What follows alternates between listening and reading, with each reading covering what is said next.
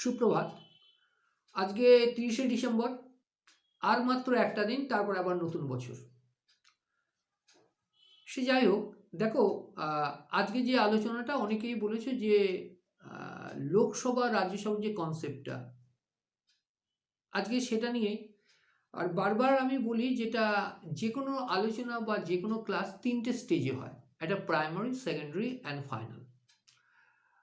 আজকে যেহেতু প্রাইমারি মানে সাধারণ একটা মোটামুটি একটা ধারণা নেব, তাই আমি আজকে আর বোর্ডে উঠলাম না, একদম সাধারণ ধারণা দিচ্ছি। এবং এই ধারণার উপরে দাঁড়িয়েই কিন্তু বিভিন্ন আর্টিকেলসগুলো আসবে, তখন সেটা আমি বোর্ডে আলোচনা করছি। প্রথম কথা হলো, আমাদের দেশ ভারতবর্ষ একটা গণতান্ত্রিক দেশ। তাই যে গণতান্ত্রিক এই যে কথাটা বলা হচ্ছে, তার মানে স্পষ্টত বোঝা যাচ্ছে যে ভোটের দ্বারা মানে সাধারণ জনগণ যারা, তাদের ভোটের দ্বারা সরকার নির্বাচিত হয়। এটা হচ্ছে ব্যাপার। কিন্তু মনে রাখবে যে ঠিক স্বাধীনতার পরেই, মানে 1947 সালের 15 আগস্ট যখন আমরা স্বাধীনতা লাভ করলাম, তখনই কিন্তু আমাদের এই ভোটাধিকার পাইনি। কারণটা, তখন আমাদের সংবিধান চালু হয়নি। 1950 সালের 26শে জানুয়ারি আমাদের সংবিধান গৃহীত হয়, এবং তারপর থেকে আমরা প্রজাতন্ত্র রাষ্ট্র হিসেবে আমরা স্বীকৃতি পাই, বা আমরা প্রজাতন্ত্র রাষ্ট্র হই। তারপরে ভোট। এবার ব্যাপারটা হচ্ছে, দেখো, পার্লামেন্ট দেশের, যদি আমার ভারতের কথা বলি, তাহলে আমাদের পার্লামেন্ট। এবার পার্লামেন্ট কিন্তু বিস্তর, মানে আলোচনা। জাস্ট আমি আজকে, কেননা এই ক্লাসটা যারা স্কুলে পড়ছো, ক্লাস 10 হোক বা 12 হোক, বা গ্র্যাজুয়েশন করছো, এবং যারা ওর নাম কি বলে, কম্পিটিটিভ এক্সাম, প্রত্যেকের জন্যই। কিন্তু পলিটিক্যাল সায়েন্স তো কনস্টিটিউশন অফ ইন্ডিয়া প্রত্যেকের লাগে। তাহলে এবার কথা হলো, এইখানে একটা জিনিস দেখবো, আমাদের বলা হয় 2 কক্ষ বিশিষ্ট, একটা রাজ্যসভা, একটা লোকসভা, উচ্চকক্ষ, নিম্নকক্ষ। এবং এই ধারণাটা আনা হয়েছে কোথায়? ব্রিটেন থেকে, ব্রিটেনের সংবিধান থেকে। তার 2 কক্ষ, লোকসভা, রাজ্যসভা। কিন্তু আমি যদি 2 কক্ষ বলি, তাও কিন্তু একটু ভুল থেকে যায়।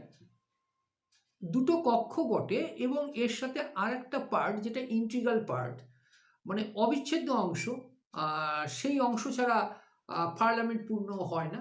That one is the office of the president, রাষ্ট্রপতি। তা অনেকের প্রশ্ন থাকে যে স্যার, রাষ্ট্রপতি তো নির্বাচিত হন, কিন্তু সে তো লোকসভা রাজ্যসভার সদস্য নন। সম্পূর্ণ সত্য কথা। তাহলে কেন তাকে ইন্টিগ্রাল পার্ট বলা হচ্ছে? এটা হলো প্রশ্ন, তাই তো? খুব সুন্দর প্রশ্ন, এবং বড় বড় পরীক্ষাতে এর উপরেই কিন্তু প্রশ্ন হয় এরকম। অবশ্যই সে লোকসভা বা রাজ্যসভার সদস্য নন, অবশ্যই সে আমাদের ভোটের দ্বারা নির্বাচিত হন না। তবু ইন্টিগ্রাল পার্ট একটা কারণে, দেখো, যখন কোনো বিল পাস হয়, তার একটা নিয়ম আছে, ডাইরেক্টলি কিন্তু আইন হয় না। বিলটা ফরমেশন করা হয় লোকসভা, রাজ্যসভায়। অবশ্য অর্থ বিল যখন পড়ব, তখন কিন্তু লোকসভায় প্রাধান্য, রাজ্যসভার ওখানে প্রাধান্য নেই। সেটা পরে আলোচনায় বুঝবো। তাহলে যেটা বলছিলাম, দেখো, কি যেন বললাম, বিল যে কোনো কক্ষে উত্থাপন হতে পারে। লোকসভায় উঠে রাজ্যসভা পাস হয়ে তবে রাষ্ট্রপতির কাছে যাবে, এবং রাষ্ট্রপতি যতক্ষণ না পর্যন্ত সেই বিলে সম্মতি দেবেন, ততক্ষণ আইন হবে না। এবং আইন যদি না হয়, তাকে ইমপ্লিমেন্ট করা যাবে না। তাহলে পরিষ্কার এইটুকুনি বোঝা গেল যে বিলটা পাস হওয়ার জন্য 2 কক্ষ থেকে পাস হয়ে রাষ্ট্রপতির কাছে যাবে, রাষ্ট্রপতি তাকে সম্মতি জানাবে, সম্মতি জানালে সেটা আইন হবে। তাহলে পার্লামেন্টে যে আইন তৈরি হয়, সে আইনটাতে রাষ্ট্রপতি মারাত্মক গুরুত্বপূর্ণ ভূমিকা। কেন? রাষ্ট্রপতির সম্মতি ছাড়া কোনো বিল আইনে পরিণত হয় না। তাই রাষ্ট্রপতিকে ইন্টিগ্রাল পার্ট অফ পার্লামেন্ট বলা হয়ে থাকে। এবার যে প্রশ্নটা, লোকসভা এবং রাজ্যসভা দুটো ভোটই কন্ডাক্ট করে কিন্তু ইলেকশন কমিশন অফ ইন্ডিয়া। কিন্তু এখানে লক্ষণীয়, লোকসভার ভোটে আমরা ভোট দিই, আমরা বলতে যারা আমরা কমন ভোটার্স, 18 বছর যাদের বয়স হয়ে গেছে এবং যাদের ভ্যালিড ভোটার কার্ড রয়েছে, তারা বা নির্বাচন কমিশন কর্তৃক যাদেরকে স্বীকৃতি দেওয়া হয়েছে যে তোমরা ভোটাধিকার তোমরা প্রাপ্ত, তারা আমরা ভোট দিই। আমরা ভোট দিয়ে কিছু সদস্যকে নির্বাচন করি এবং সেই সদস্যদেরকে বলা হয় মেম্বার অফ পার্লামেন্ট, এমপি। অবশ্যই রাজ্যসভারও এমপি, কিন্তু রাজ্যসভায় আমরা ভোট দিই না।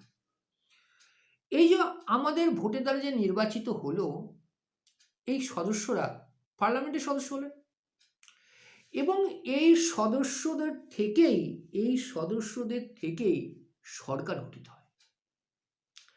এবার সরকার গঠিত হওয়ার জন্য একটা ম্যাজিক ফিগার দরকার, ঠিক আছে? Magic figure. তা তুমি বলবে স্যার ম্যাজিক ফিগারটা কি? ম্যাজিক ফিগার হচ্ছে the minimum requirement of MPs to form a government. Minimum requirement, ন্যূনতম সংখ্যা। তো ন্যূনতম সংখ্যা কত তুমি বলতেই পারো। দেখো, ন্যূনতম সংখ্যা হচ্ছে বর্তমানে 272, আগে 73 ছিল, বিকজ তখন ওর নাম কি, সদস্য সংখ্যা যে দুটো সদস্য বাদ গেছে বলতে সংবিধান অনুযায়ী আগে রাষ্ট্রপতি দ্বারা দুজন নমিনেট হতো, অ্যাংলো ইন্ডিয়ান, সেটা এখন নেই। তার জন্য আগে 273 ছিল magic figure to form a government, and now it is 272। তাই লোকসভায় যারা জিতে আসলেন তাদের 50% হচ্ছে 272, 50% একটু বেশি। তাহলে এবার দেখা যায় এই 272 জন সদস্য যে দলের রয়েছে সেই দল সরকার গঠন করে এবং এই দলের যে নেতা সে প্রাইম মিনিস্টার হয়। ক্লিয়ার? আচ্ছা, প্রাইম মিনিস্টার কে হবে বা কারা সরকার গঠন করবে এ বিষয়ে কিন্তু রাষ্ট্রপতির কোনো মতামত থাকতে পারে না। এরকম না যে রাষ্ট্রপতি যে দল সংখ্যা গরিষ্ঠতা পায়নি তাকে আহ্বান করবে, সরকার গঠন হয় না। এটা অন্য কি বলে, রাজ্যপালের ক্ষেত্রে হয়, রাজ্যের ক্ষেত্রে হয়, ওটা স্বেচ্ছাধীন ক্ষমতা। রাষ্ট্রপতির এই ক্ষমতাটা নেই। তাহলে রাষ্ট্রপতির কাছে সরকার গঠনের জন্য অ্যাপ্লিকেশন বা আবেদন নিয়ে যায় কারা? যারা মেজরিটি পেয়েছে। তাহলে মেজরিটি পেতে মিনিমাম রিকোয়ারমেন্ট হচ্ছে 272 seats, and it is the magic figure to form a government. এটা অনেকবার বলা হলো। রাষ্ট্রপতি মহোদয় স্বীকৃতি দেন, রাষ্ট্রপতি মহোদয় শপথ বাক্য পাঠ করালেন, কিন্তু এরপরে সম্পূর্ণ তো প্রধানমন্ত্রীর উপর ডিপেন্ড করে। প্রধানমন্ত্রীর সাথে উইথ কনসালটেশন, প্রধানমন্ত্রীর সাথে আলোচনার পরেই কিন্তু প্রধানমন্ত্রী যাদের যাদের নাম উত্থাপন করেন, রাষ্ট্রপতি তাদের কি মন্ত্রী পদের শপথ দেন। এবার একটা কথা হলো যে তাহলে কত দিনের লোকসভার অস্তিত্ব, কত দিনের? গণতান্ত্রিক উপায়ে প্রতিষ্ঠিত কোন সরকার আমার ভারতে, এদের duration only 5 years। Duration 5 years। কেন 5 বছর অন্তর অন্তর ভোট হয়? কিন্তু ব্যাপারটা হলো 5 বছরে যে থাকবে এরম কিন্তু কোনো ব্যাপার নেই। এর আগেও সরকার পড়ে যেতে পারে, সরকার পড়ে মানে লোকসভা ভেঙে যেতে পারে, বা বলা যায় রাষ্ট্রপতি লোকসভা ভেঙে দিতে পারেন। তবে রাষ্ট্রপতি স্বেচ্ছাধীন ক্ষমতায় ভাঙতে পারেন না। কয়েকটা ইস্যু অ্যারাইজ হলে তবে ভেঙে পড়ে। নাম্বার 1 হচ্ছে অনাস্থা প্রস্তাব। এটা শুনতে হবে, অনাস্থা নয় আস্থা। তা অনাস্থা প্রস্তাবে পেশ করা হলো এবং সেখানে যদি দেখা যায় সরকার পক্ষ পরাস্ত হলো, তাই লোকসভা ভেঙে যাবে। এক। দ্বিতীয়, প্রধানমন্ত্রী যদি ইস্তফা দিয়ে দেন, কেন এরম আমাদের সংবিধানে এরম কোনো প্রভিশন নেই যে অন্য কি বলে,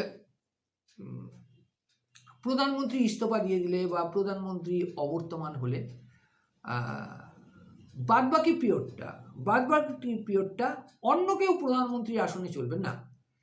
প্রধানমন্ত্রী সরকারের মেন, তার পতন বা তার ছেড়ে দেওয়া বা তার অবর্তমান হওয়া মানে সরকার ভেঙে যাওয়া বা নতুন করে সরকার গঠন করতে হবে। তাহলে এক্ষেত্রে দেখা গেল যে 5 বছরের আগে সরকার ভেঙে যেতে পারে এবং এর একাধিক উদাহরণ রয়েছে। কিন্তু আজকে প্রাইমারি ক্লাস হচ্ছে, তাই আমি বোর্ডে উঠছে না। নেক্সট ডে অবশ্যই বোর্ডে উঠে কাজগুলো করব এবং ফাইনাল ক্লাসটা যখন হবে তখন অবশ্যই তো বহু বহু বহু কিছু আর্টিকেলসগুলো ঢুকে যাবে, সেটা পরে। জাস্ট তুমি একটা ধারণাটা নাও। পলিটিক্যাল সায়েন্স নিয়ে অনেকের ভয় থাকে যে এটা রাজনীতির বিষয়, বাট এটা রাজনীতির বিষয় না, just you have to learn it. এটা তোমাকে জানতে হবে, তুমি নাগরিক হিসাবে তোমার এটা কর্তব্য জানা, আর পরীক্ষার ক্ষেত্রে তো অবশ্যই। সে যাই হোক, তাহলে এবার তুমি বলতেই পারো তাহলে কি স্যার 5 বছরের উপরে? হ্যাঁ, ডেফিনেটলি হতেই পারে। এমার্জেন্সি আমরা ইন্দিরা গান্ধীর সময় দেখেছিলাম। তাহলে 5 বছর থাকবে এটা সত্য কথা না, এটা জাস্ট নিয়ম। 5 বছরের আগেও ভেঙে পড়তে পারে। ক্লিয়ার? তাহলে গণতান্ত্রিক রাষ্ট্র, লোকসভা সদস্যরা সরকার গঠন করবেন এবং লোকসভার সদস্যরা আমাদের স্পোক্স পার্সন, মানে আমরা তাদেরকে নির্বাচন করে পাঠিয়েছি। এক্ষেত্রে রাজ্যসভা নয়। কিন্তু দেখা গেল দু কক্ষ নিয়েই কিন্তু পার্লামেন্ট তৈরি হবে। আজকে এটা আলোচনাটা রইল, জাস্ট একদম একদম প্রাথমিক আলোচনা। তুমি জানতে চেয়েছিলে, আমি জাস্ট বললাম। নেক্সট আলোচনা আবার হবে, সেটা আর্টিকেল মেনটেন করে হবে। ওকে, থ্যাংক ইউ, খুব ভালো থাকবে। আগামীতে আবার দেখা হচ্ছে। Thank you.